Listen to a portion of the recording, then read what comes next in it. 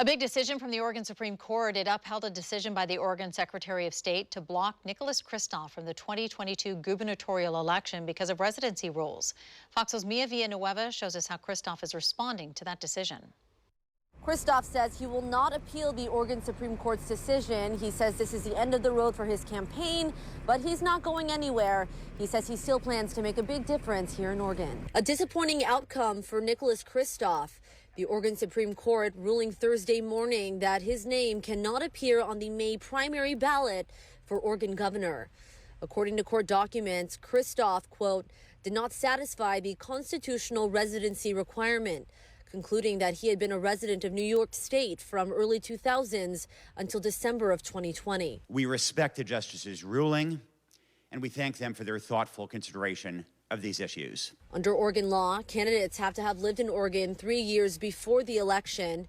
Kristof, a former New York Times columnist, maintains he has property in Oregon and spends a lot of time here, despite having voted in the November 2020 election from New York. I've been an Oregonian since I was a kid, picking strawberries and raising sheep as an FFA, as a 4-H and FFA project on the family farm. And I'll be an Oregonian until the day I draw my last breath. Other Democratic candidates for Oregon governor are reacting to the Supreme Court's decision.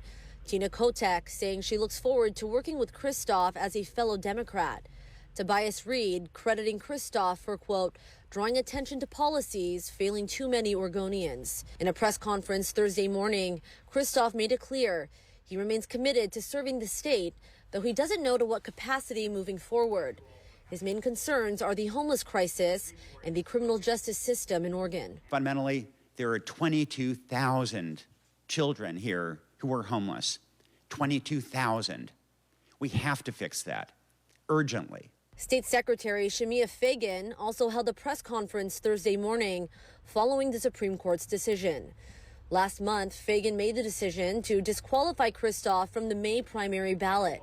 She says she is delighted with the court's decision, which she says creates a, quote, clear objective standard for Oregon elected officials to apply. Today's decision affirms the standard that state and local elections officials have long used to determine eligibility to seek elected office in Oregon, an objective standard that is based on fact. As far as campaign donations go, Kristof says he hasn't had the chance to think about if and when donors will get back their money. He says he still has to review the legalities that come with that process. For now, reporting from Southwest Portland, I'm Mia Villanueva, Fox 12 Oregon.